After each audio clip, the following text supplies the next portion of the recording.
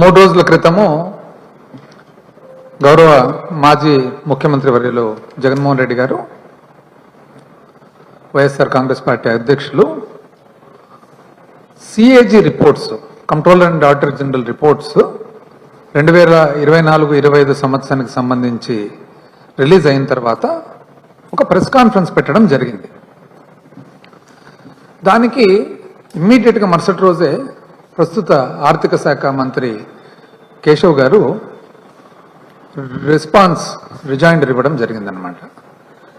అయితే ఆశ్చర్యకరమైనది ఏమంటే జగన్మోహన్ రెడ్డి గారు ఎప్పుడు మాట్లాడినా కూడా ఎందుకు ఇంత అజిటేట్ అయిపోతారు అని అసలు ఆందోళన చెంది కోపముతో భావోద్వేగాలతో రకరకాలుగా రియాక్షన్ అన్నమాట.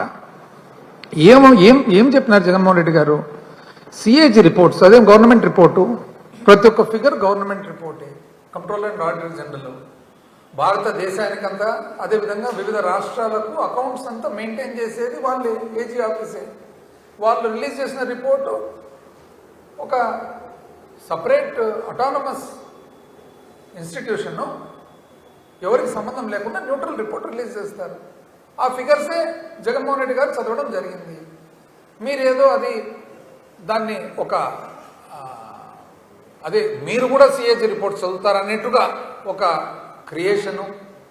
ఎందుకు చదవరండి? 15 సంవత్సరాలుగా జగన్మోహన్ రెడ్డి గారు సిఏజీ రిపోర్ట్స్ కానీ, మాస్పీ రిపోర్ట్స్ కానీ, మన బ్యాంకింగ్కు సంబంధించిన ఎస్ఎల్బిసి రిపోర్ట్స్ కానీ అన్ని క్షుణ్ణంగా చదువుతున్నారు, ఎక్స్ప్లెయిన్ చేస్తున్నారు, అసెంబ్లీలో పలుసార్లు ప్రస్తావించినారు. మీ అందరికంటే కూడా చాలా నీట్గా కూలంకుషంగా అనలైజ్ కూడా చేసినారు.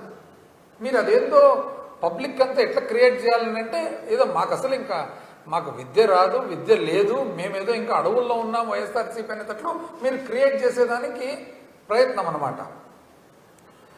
సిఏజీ రిపోర్ట్స్లో ఏమేమి ఉన్నాయో డీటెయిల్స్, దానికంటే కూడా ముఖ్యం ప్రభుత్వానికి మీకు యాక్చువల్గా మీరు చూడాల్సినది వివిధ ఆర్గనైజేషన్స్కు, ఇన్స్టిట్యూషన్స్కు మీరు ప్రభుత్వము, మీరు కానీ మేము కానీ ప్రభుత్వంలో ఉన్నవాళ్ళు గౌరవించేదానికి ముందు అసలు ప్రజలను గౌరవించాలి.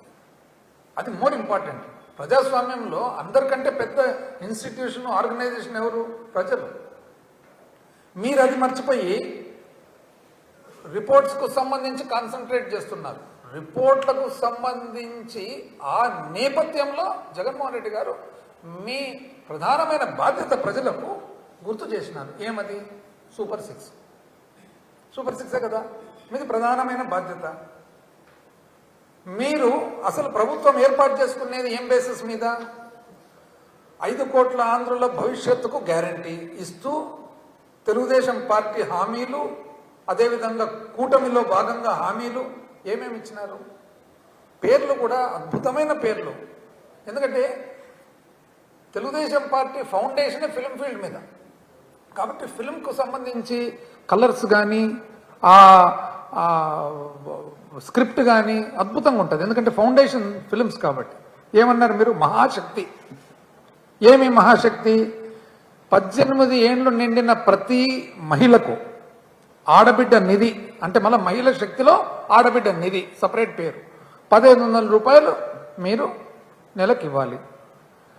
ఆ తర్వాత తల్లికి వందనం, ఎంతమంది పిల్లలు చదివితే అంతమంది పిల్లలకు 15,000 చొప్పున ఇవ్వాలి.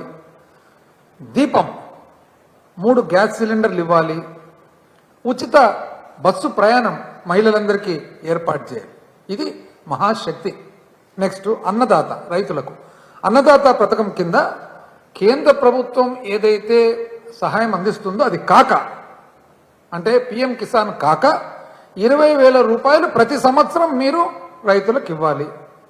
యువగళం, యూత్, దానికి 20 లక్షల ఉద్యోగాలు, ప్రతి నిరుద్యోగులకు 20 లక్షల ఉద్యోగాలు కల్పిస్తూ, లేదంటే 3,000 రూపాయలు ప్రతి యువకునికి, నిరుద్యోగికి ఇవ్వాలి.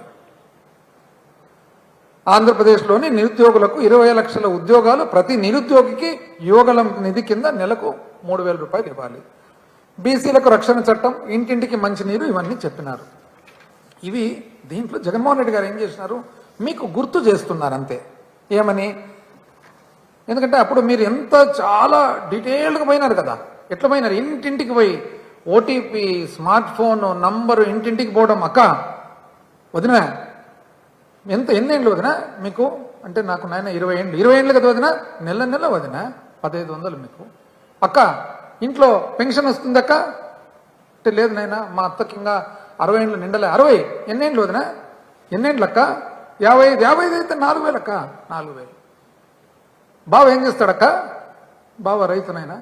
బావ రైతా అయితే 6000 అక్క 20,000. పిల్లలు ఎంతమంది అక్క అంటే, పిల్లలు 2 నాయన. ఏం చేస్తున్నారు అక్క? చదువుకున్నారు నేను, ఇంటికాడనే ఉన్నారు, ఉద్యోగం కోసం వెతుకుతున్నారంటే, అబ్బబ్బా 3000 అక్క ఒకరోరికి. 3000 అక్క ఉద్యోగం అన్న కల్పిస్తామంటే 3000 ఇస్తామక్క. ఇట్లా 3 సిలిండర్లు అక్క. ఇవన్నీ చెప్పి ఎక్కడ అక్క ఎక్కడ, వదిన ఎక్కడ, బావెక్కడ, అన్నెక్కడ, చిన్నాయనెక్కడ, పెదనాయనెక్కడ, తాత ఎక్కడ, అవ్వ ఎక్కడ? ఇది జగన్మోహన్ రెడ్డి గారు ఒకసారి గుర్తు చేస్తున్నారు. మీ బాధ్యత ఉంది కదా నాయన, 3 బడ్జెట్లు పెట్టినారు కదా, ఇంకా టైం దగ్గరకు వచ్చింది మీకు. ఇంకా టైం దగ్గరకు వచ్చినప్పుడు కూడా మీరు ఇంకా పలకకుండా ఒలకకుండా ఎట్లా అంటే, దానికి మీరు ఎంతో కోపం అబ్బా. అసలు దీంట్లో ఆశ్చర్యకరమైన విషయం ఏమంటే, మీరు ఇంతవరకు ఏం స్కీములు చేసినారు? ఓల్డేజ్ పెన్షను, వృద్ధాప్య పెన్షన్ పెంచేది తప్ప అరాకొరా. ఆడొక సిలిండర్ చెప్తా, సిలిండర్లు కూడా ఎన్ని ఇచ్చినారు, ఎన్ని ఇవ్వాల్సి ఉందని. అన్నదాత సుఖీభావని అరాకొరా మీరు ఇచ్చిన, అసలు 1 సంవత్సరం మొత్తం ఎత్తేసినారు, 2వ సంవత్సరం అరాకొరా.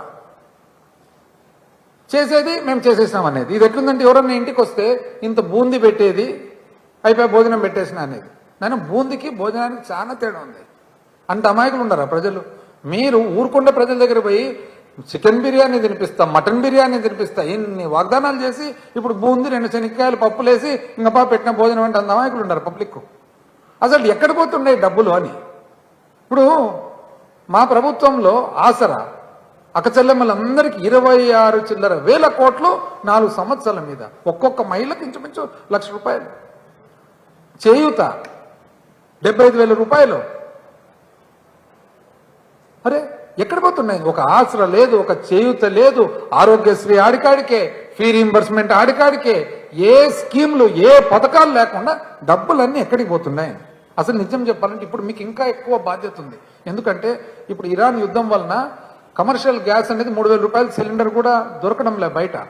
ఏదో వీళ్ళు ఉద్యోగం చేసుకునే వాళ్ళంతా స్విగ్గీ గిగ్గి అని తెప్పించుకుంటున్నారు. ఇప్పుడు అది కూడా లేదు.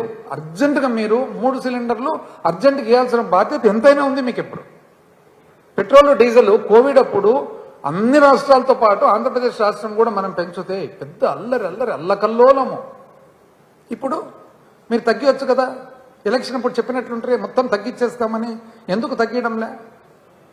ఎలక్ట్రిసిటీ డ్యూటీ మీరు పెట్టిన బకాయిలన్నీ, పెండింగ్ బకాయిలన్నీ పెడితే ఎలక్ట్రిసిటీ డ్యూటీ మీరు ఏమాత్రం మీరు వాగ్దానం చేసినారు తగ్గిస్తామని చెప్పి, ఎందుకు తగ్గిలే? ఎందుకు దాన్ని పెంచుతున్నారు? ఇది చేయకపోగా మళ్ళా పైగా ప్రస్తుతం ఆర్థిక శాఖ మంత్రి గారు ఏమంటారంటే, మీరు చెప్పేటివన్నీ తప్పు అంట. ఎట్లా తప్పు అవుతాయి? ఎక్కడ చెప్పండి తప్పు? ఊరికే తప్పు అని కాదు, తప్పు ఎక్కడ అంటే, మేము సిఏజీ డాక్యుమెంట్, మీరు చెప్పిన ఫిగర్ ఈ డాక్యుమెంట్లో లేదని చెప్పండి. పైగా అందులో భాగంగానే ఏమన్నారంటే, మీరు పాత ఆర్థిక శాఖ మంత్రి ఆయననన్నా చెప్పమనండి అన్నారు.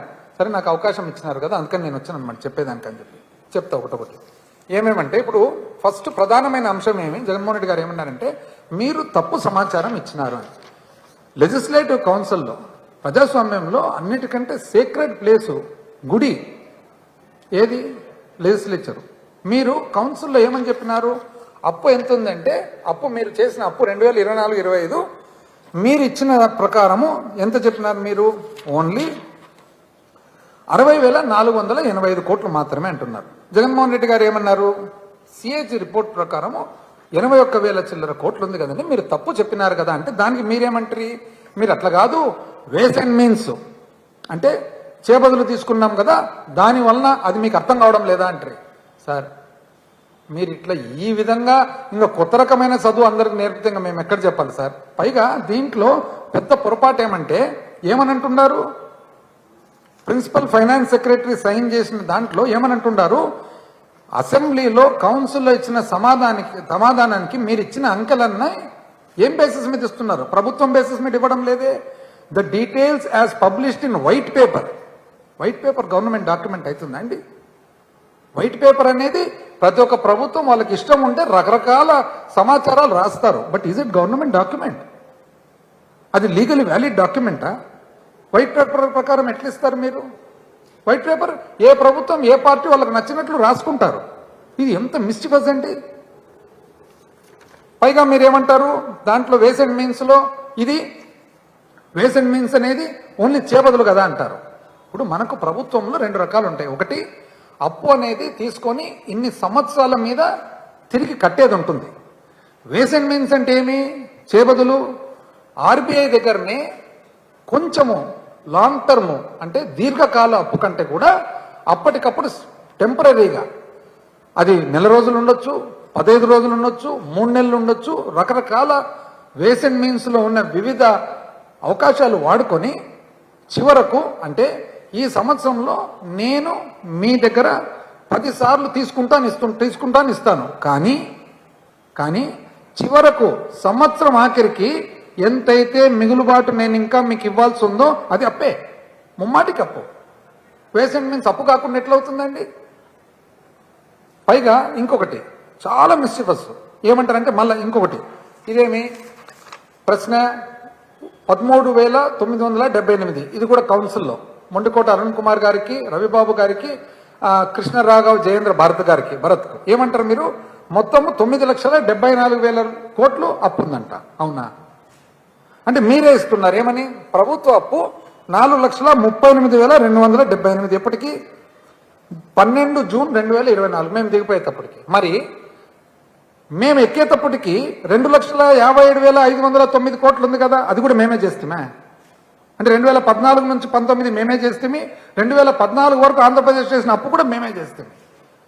4,38,278 కోట్లలో 2,57,509 మేము ఎక్కినప్పటికీ 2019 తీసేస్తే 1,80,769 కోట్లు మాత్రమే. అదేవిధంగా పబ్లిక్ అకౌంట్ 80,914 కోట్లు అంత మేమే చేస్తామే. మేము ఎక్కేటప్పటికి 76,516 కోట్లు ఉండింది. అంటే మా టైంలో కేవలం మీ లెక్కల ప్రకారం 4,398 కోట్లు మాత్రమే. మా లెక్కల ప్రకారం అయితే ఇంకా మేము ఎదురు కట్టాము. అదేవిధంగా కార్పొరేషన్ అప్పు వివిధ సంస్థలు 2,48,677 కోట్లు ఎప్పుడు మేము దిగిపోయే నాటికి. మేము ఎక్కే నాటికి 1,32,737 కోట్లు అది కూడా మేమే చేస్తామే. అంటే ఆంధ్రప్రదేశ్ పునర్వ్యవస్థీకరణ ముందు మేమే చేస్తాము, 2014 నుంచి 19 కూడా మేమే చేస్తాము. ఎంత అన్యాయం అండి. ఇవన్నీ లెక్కేసుకొని తీసేస్తే ఎంత వస్తుంది? 3 లక్షల చిల్లర వస్తుంది.